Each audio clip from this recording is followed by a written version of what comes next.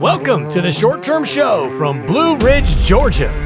We will cover everything you need to know, including buying, holding, managing from a distance, raising rents, renovating, and how to rent it when you are not using your very own vacation home in the North Georgia mountains. For more information on current purchase prices and income data, please visit theshorttermshop.com. Welcome to the Short Term Show special episodes from Blue Ridge.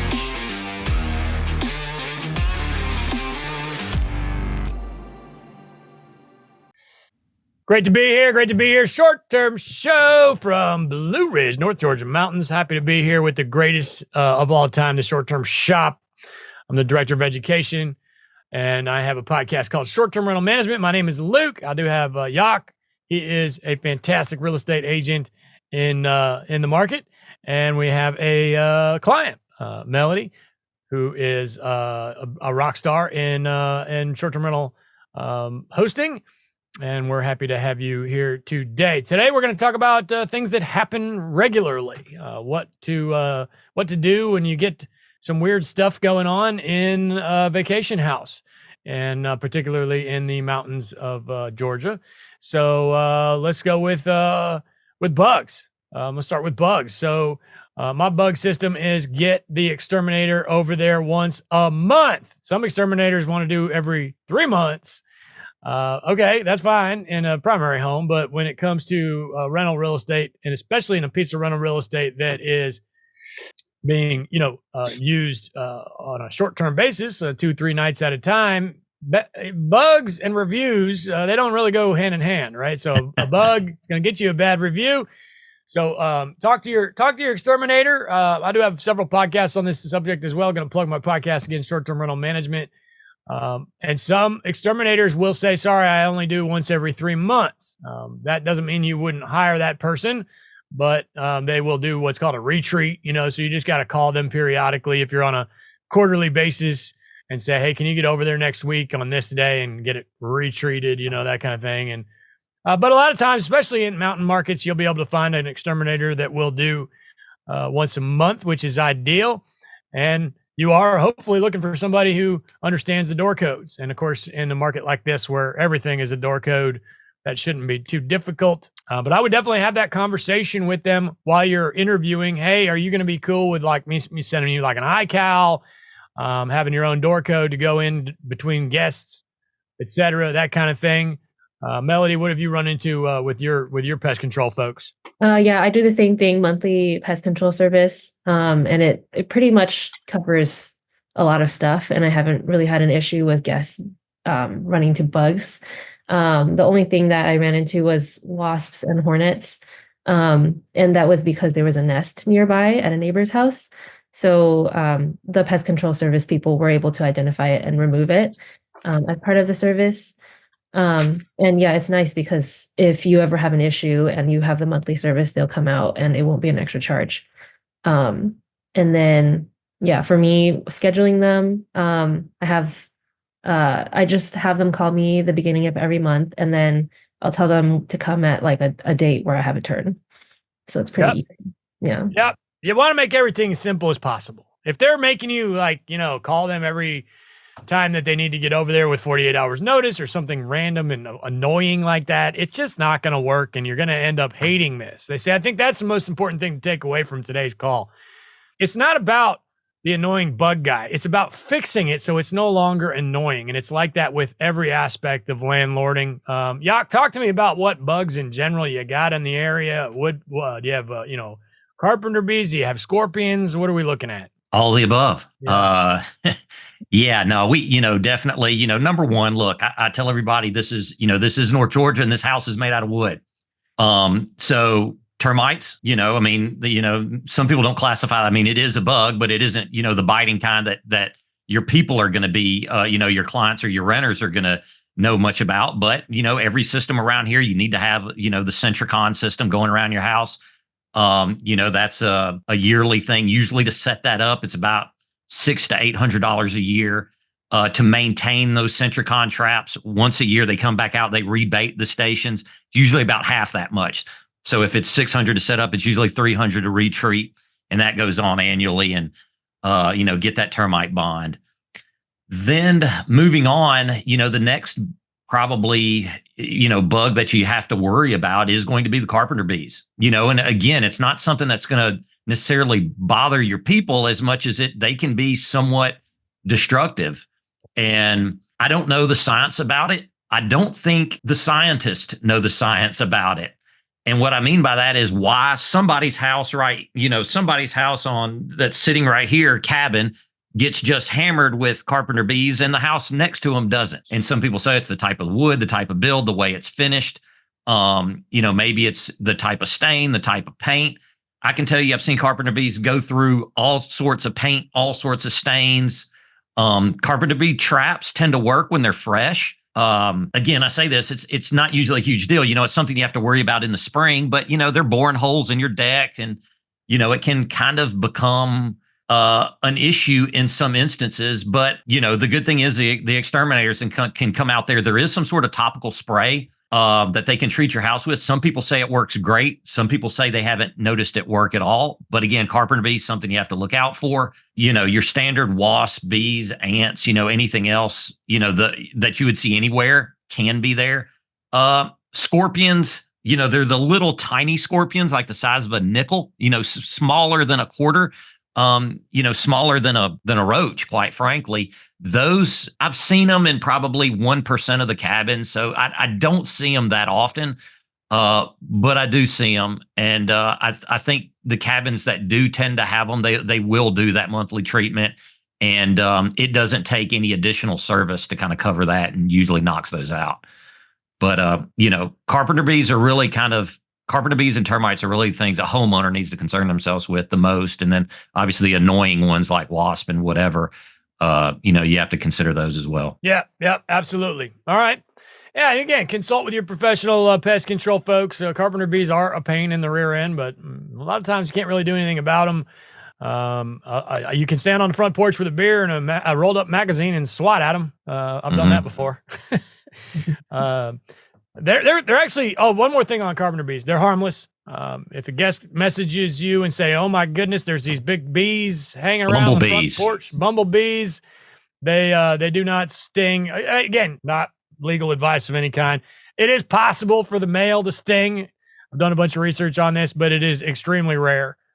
So, having them, I kind of enjoy having them around. They're pretty, but they will eat the crap out of your house. All right, let's move on to a dirty house.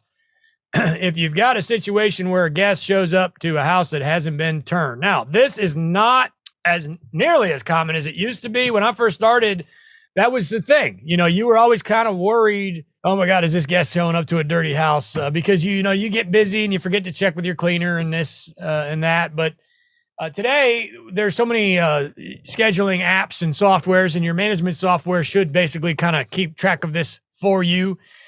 So it's not nearly as big of a deal, or I should say it's not nearly as common as it used to be, but it is certainly still a big deal.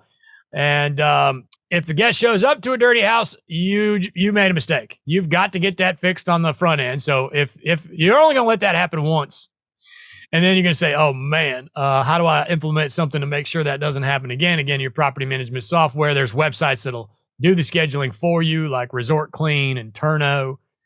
But if it does happen, you're going to need, a backup plan. And usually what I'll do is I'll reach out to the guests and feel them out, because some guests are going to be like absolutely furious, like you ruined their entire life. And some guests might not even really care that much. They might be like, hey, we just showed up. It looks like they forgot to clean. We're washing the laundry. We're washing the sheets. We just wanted to let you know. So my piece of advice there, again, on the landlord side of things, is to just take that case by case and feel out how angry they are. And I'll be honest, I am just as happy. I'm usually more happy to give them a little bit of concession when they're cool. If they're like furious and like want to just absolutely furious, I'm just like, dude, hey man, I don't say this obviously, but we're human. We make mistakes. It's possible.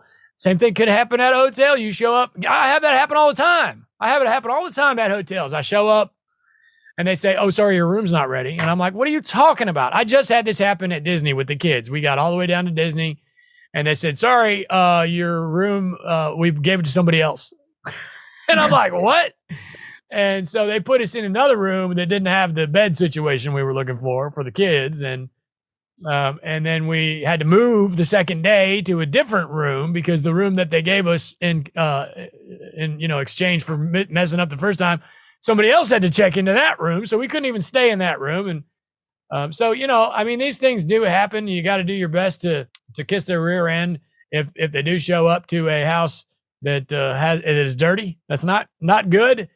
And again, you're only gonna let that happen once, and then you'll start putting a system in place, an operating procedure for if that does happen.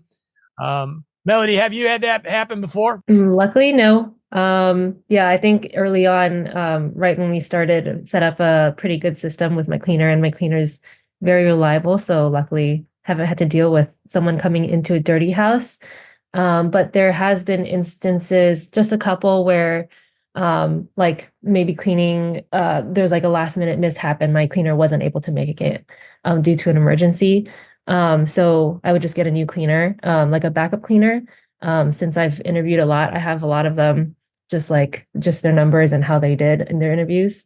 So I could trust them. And if I do have a new cleaner coming in, just for like that one turn, then I would just let the guests know as well, apologize for any delays, and then let them know that we had a new cleaner come in and to let us know if there's anything that was missed. So then we could be kind of on top of the quality of the clean. Yeah. Love it. Yeah. Again, handle it the best way you can if and when that does happen. You will likely, that system will kind of evolve over time. And a lot of that will also have to do with how your cleaner wants to handle that as well. Hopefully your cleaner's cool and wants to get over there and fix it. Go ahead, Yak. Be humble. I think that's the first thing. I think everybody, especially when you get started out, you want to fly off the handlebars over every little complaint you get. Be calm, be humble. And if somebody says, hey, it's, there's beer cans all over the place, thank them, apologize. Thank them, ask them if they don't mind, take pictures and send them to you, because that way it kind of covers you and your cleaners, right? Because you never know who's fishing out there for, the 10% off or whatever. So kind of ask for proof, because not only are those clients kind of calling you out, they're also calling your cleaner out. But again, approach it with a little bit of humility. I think that's always the best, firm, but be humble. No, I agree. Oh my goodness. I can't believe this happened. How could this happen? How can I? And again, if you knew it was going to happen, it wouldn't have happened. So, right. We're not telling you to lie here. Let's move on to some weather in general. Yak, what does the weather as far as severity look like, and what times of year do I need to worry about what? Our hurricane season's real small, basically non-existent. We don't have earthquakes, so it really is snow is the only thing you have to worry about here. That really is it. No sort of weird landslides or anything like that. Snow is it. And in the past few years, we end up getting 2 to 3 flurries a year, and maybe 1 or 2 of those will have some staying power, to be honest with you. Could you be in a neighborhood? Melody, her property's in Cherry Log, and there's a lot of small shaded roads. And if the ice, if some of the paved areas do get iced over, that ice could be there for, 24 to 48 hours. But typically speaking, I would say there may be 1, maybe 2 days a year where it gets a little dicey. And then you just kind of have to work it out, right? Each situation is different. You kind of have to, you do have to be unlucky for that one day to kind of be a turn, to be honest with you, in this market, but it can happen. It certainly can happen. I can think last year there may have been 1 day where it was kind of dicey, maybe 2, but that's really it. And snow's the only weather that you got to really concern yourself about here. Yeah, if I see snow coming or like it's inevitable, or, it also depends on the property. If you're up a mountain and you got snow, nobody's getting there, so right. And then we got to talk about whether the guest, is messaging you saying, hey, I noticed it's going to snow. Can I get a refund? So again, this is an operating procedure. You got to put that in place. When you're new, you just got to kind of roll with it and see where it's going to take you in the future. Where I'm at now after many years of doing this is, if the house, most of my mountain properties are, somewhat steep areas, and some of them are really steep. But if I see it's going to snow, I'll reach out to them and I'll say, hey, it is going to snow, and there's a really good chance you're not going to get to this property. So we'll go ahead and offer you a full refund, because if they do show up, pretty good chance they won't be able to get there. But that's a super steep roads, which are not all that common around here. So, Melody, have you had any snow? I mean, snow's rare in general. We do want to hit that point home. It's not going to happen really, and if it does, that's when people freak out in the South if it snows. So, Melody, have you had any snow issues? Yeah, similar to what Yak said. Last year it wasn't really that big of an issue. Maybe like 2 times that we had to deal with snow. But yeah, for me, what was most helpful when dealing with that stuff is that I joined local Facebook groups. So like our community has like a Facebook group, for example, and they're very communicative on that to tell you which roads you can take, which ones aren't iced over, which ones are blocked off. And then also following the local weather app is helpful. For me, I got WSB TV weather. But yeah, I also communicate with my neighbors a lot. So they also let me know kind of the status of the roads, and I'll communicate that to the guests. And yeah, just in case, I do have like instructions in the winter that I put in at the beginning of every winter for my messages, regarding like driving precautions, what to watch out for, how to use certain areas of the house for winter, and then also leaving faucets on a slow drip to help make sure that the pipes don't burst. Yeah.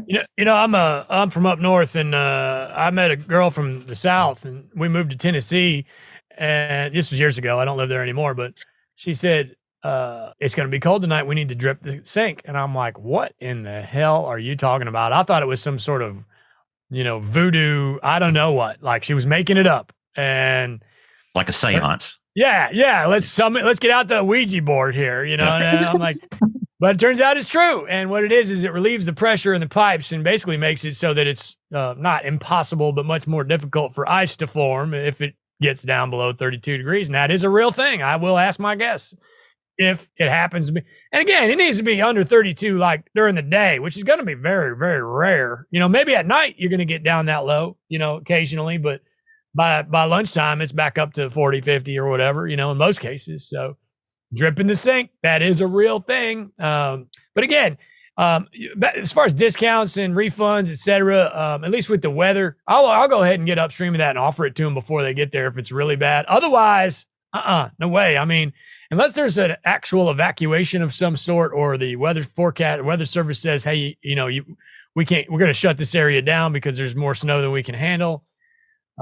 Then you got to be careful with folks that are looking for an excuse because they got in a fight and they decided not to come, or they ran out of money and they can't afford it, or who knows, and they're trying to make up some excuse as to get the money back. So it is a fine line, at least for me, between my cancellation policy and giving folks the benefit of the doubt.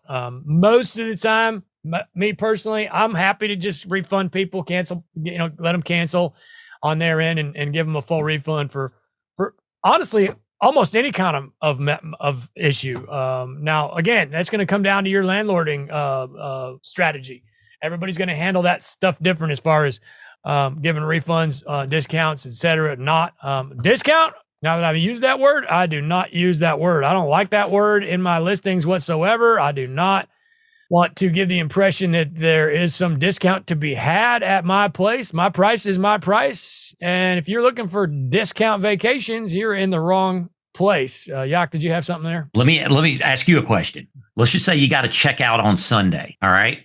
And that late Saturday night, storm rolls in, 6 inches, 8 inches of snow on the ground. Your folks come to you and say, hey, can we have another night to let this thing melt off? How do you approach that? They want a free night.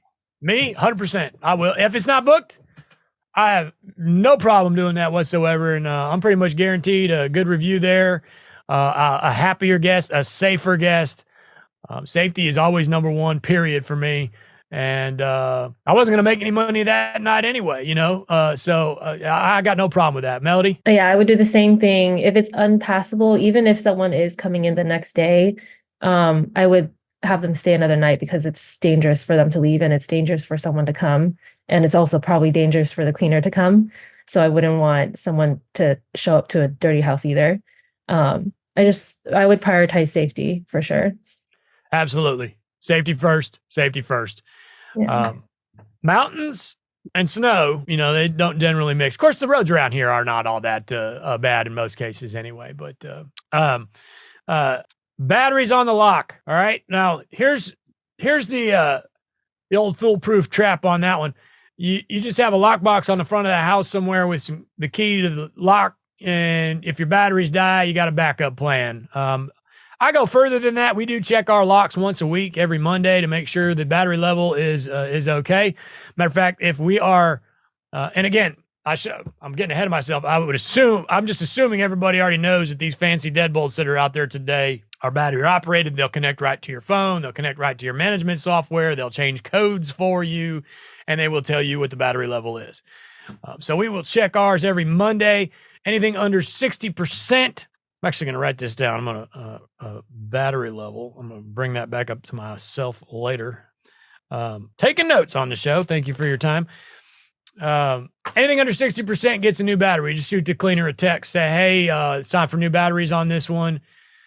For a couple of reasons. I just don't like being any lower than that, for one. And number two, once it gets to like 50%, it shoots down a lot quicker than when it's between 100 and 50. When it's between 160 and 150%, somewhere in those, not 150%, but 100% and 50% goes pretty slow.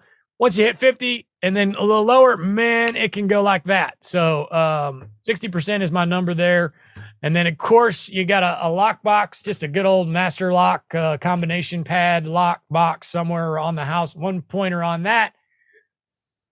We're just talking old school vacation rental stuff now, but one point on the lockbox that I want to point out. Well, two things actually. Number one, don't put the lockbox with the key in it anywhere near the front door because people are not that bright a lot of times, and they'll go up and try and put their door code into that lockbox, and then they'll send you a message at 11 o'clock at night and say, "Hey, we can't get in the house." So I like to put the key lockbox, generally, what I like to do is put it directly behind the front door. If there's like 4x4s or 6x6 holding up a porch or something like that, put them back here so that they can't see it as they're approaching, but it's also easy to find. Another trick. Here's another cool trick. I put another lockbox in the house with batteries in it, so that if the guest opens the lock to get the key, goes in, then I can say, "Hey, there's a lockbox in the house with 4 double A's," and then they can, if needed, re-juice up the lock. Because here's why. If you leave batteries just laying around in the house, they're gone. They're going to get used in remotes or whatever it is. I don't think, people aren't, I like to give people the benefit of the doubt. Nothing malicious here, but batteries do walk away. Flashlights walk away, that kind of thing. So what did I miss, Melody? Any other tricks on the front door lock? No, I do the same thing, except I didn't do the one inside the house for the batteries. That's smart. Yeah, I have a spare lock box or a spare key lock box under my deck. So if it ever actually turns off on them, then they can get that key and use that code. And yeah, I have the Schlage lock. So that one, the app gives me a notification if it's low battery. And also the cleaner will also see that it's low battery because the lock blinks red. Anything else, Yock? We're good? I would just add to the battery storage, be kind of OCD about it. I know I am on my battery storage. I don't like to keep them in a cold part of the house because that'll drain it. And I just like to make sure my new batteries are new. Everybody's got different battery drawers, and I go over to somebody else's cabin and there's 8 different brands in this box. And how do you know which 4 of these are new to put into, which one of these double A's are the new ones? Be careful how you store those batteries, because some of them you put in, you're like, all right, we put in new batteries, but 2 of them were at 30% because they got pulled out of a TV remote. Be a little OCD about how you store and manage your batteries. I know that seems trivial, but I've seen it too many times where people are putting bad batteries and, swapping out batteries. So have some hidden on site that your cleaners can get to. And I tell people, keep them in a place where it stays kind of warm, not necessarily, in a storage shed outside or something like that. I do Amazon subscription for batteries, and my cleaners get a big box of batteries once a month. And just in case, because I do not want to show up at one of my houses and say, the kids I got little kids, so they always need batteries. If my kids can't find a battery, then the deadbolt sure as hell can't find a battery, So I put them on an Amazon subscription. Let's talk about swimming pool maintenance. Completely shift gears here. Not many pools in the area. Yak, you want to give me a speech on that? Do we even need a speech? I don't think we need to go too far into this. I mean, I've sold a couple pool cabins, but I wouldn't even call them cabins. Big 8-bedroom houses that had them. But for the most part, in our culture, if you want to call it that, we're not like the Smokies where there's a ton of these little indoor cabin or indoor pool things. We really don't have those. So I don't think we don't need to expound upon it too much. Okay. Firewood. Do we have many wood burning fireplaces? Oh yeah. Yeah. So, Melody, do you have a wood burning fireplace? Yes, I do. And I have a fire pit too. Mm-hmm. You do? Say that again. I have a fire pit too. Okay. So what do you do about firewood? Are the guests bringing it themselves or do you have it delivered? Yeah, it's a BYO firewood policy. So bring your own firewood. And I make that apparent in the welcome message. But my neighbor does sell firewood. So I give them his contact number and then he will deliver it as well. And it's a pretty good price compared to buying it in store. So yeah. Have you looked into your neighbors at all, like enemy methoding, and are they doing the same thing you are, or do they offer firewood, or are you not sure? I don't remember. Yeah, but if your system's working for you, so no reason to fix it. Yeah. Okay, cool. Personally, I am anti-fire. I am fire-free at all my properties. I just don't like drunk people making fires in my properties or outside of my properties. So that's my policy. Melody's policy works for her. It runs the gamut. So, any other thoughts there on wood burning? I don't. Here, you're usually going to have a gas fireplace inside, and outside you have a kind of a 50-50 shot on whether it's if there's an outdoor fireplace, whether it's going to be gas or wood. But I don't really. I think your firewood policy, your personal policies. I mean, it's just like your, politics or what truck you like to drive, or do you let pets at your house? Everybody's free to kind of distinguish the way they want to run it. I know there's a lot of people, they're like, by God, we're going to a cabin. I want to have that smell of a burning fireplace in the house. That's going to, that's what I live for. And then some people are just like, hey, I'm good with some Christmas tree lights where the fireplace would be. Cut it on, looks good. I'm fine. Heater's on. I'm not worried about it. Keeping the house warm. So it's different strokes for different folks. And, whatever makes you happy, whatever you feel comfortable with, go for it. Yeah, you nailed it. It's the what truck you drive thing, So in other words, if you're selling folks a Ford for 3 nights, then don't make it look like a Chevy. This is all it is. You just got to decide what kind of thing you're selling here. Paint that picture, set the expectation, and you'll be fine. I am absolutely anti-fire. I actually have in my house rules $250 if we find that you started any kind of flame anywhere near my property, including a candle. Wow. Because have I ever charged that? No, and I'd like to never have to do that. But I just want to make it perfectly clear that fires are not cool anywhere near my houses. And Melody's having great success with good old-fashioned wood burning. So, end of the day, as long as your system is working, it's not broken, don't fix it, right? That kind of thing. What else? What do we need to touch on here? So, let me ask you about Melody. What's your kid system? Do you have any kind of kid stuff in the house at all? I do not. Okay. Well, that was easy. I do have pack and plays, and I do have high chairs if the property is big enough. I'm actually even kind of considering putting a high chair in my littler properties, and here's why. I was always kind of anti. I didn't want to deal with cleaning it and making sure it was safe and then worrying about a kid hurting himself or anything like that. But I've had back years ago, back in my Tennessee days again, we had a second home in the beach, and we had babies, and we used to go down to that beach house on the weekends all the time. And we got a high chair, and I left it there and forgot about it. And the season went on. This was years and years ago. The season went on. We went back down for the weekend, and there was that damn high chair in the corner. And I was like, I forgot that thing was here, and I have not heard about it. And I'm here to tell you that was, I don't know, 4 or 5 years ago, and that same high chair is still sitting in the corner, and it still looks brand new. So I have now decided that high chair is good because it's got 4 years worth of proven track record. And I'm looking into maybe expanding that into a couple more houses because I've got little kids, and man, when you show up and there's somewhere to put that kid to give him some food, it is nice. But you got to be careful with that stuff. Obviously, talk to your lawyer. And then one more thing I'll say about that is a lot of markets will have a rental place, and where you can call, you can give your guests a phone number or a website and say, call these folks. They'll bring baby items, that whatever you need, and you rent them, and then when you leave, they'll come and get them. So if you've got, like, say, a whole family where the kids coming in a bigger home or something like that, Yak, I'm sure you've got a recommendation for somebody if they needed a baby rental place or of sorts. Sure. Okay. We've got a couple of those type suppliers around here. If with any odds and ends, anything from baby chairs to if people need if you want somebody to have a charcuterie board when they show up, we can cover you. I got to tell you, I would be in on that. If you had that charcuterie, how do you say that? I don't know, but whatever it is, the board with the meat and cheese in your guidebook, and I was coming to your house, I'd call that place. I'd be like, hey, set me up with the best board you got. I want it on football Saturday. And that's cool, So, what did we miss? I think that the point here is if Braces and Blue Ridge Melody.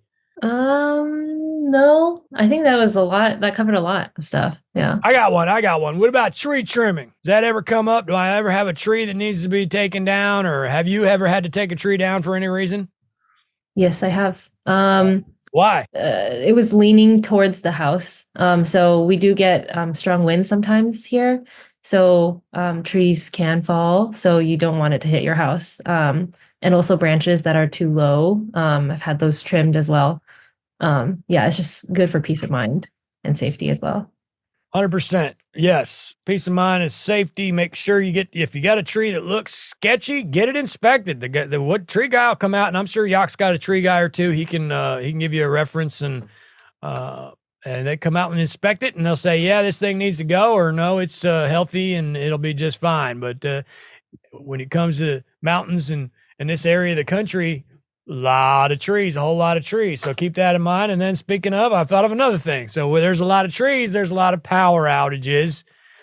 Yak, how often are we having power outages? Is there a website I can go to check on the power outage, et cetera? Well, depends who your carrier is. I mean, some of them do have, a coverage map. Some of them do not. It also, power outages can vary. I can tell you, there are days where you're sitting around and you're like, man, why is there no power?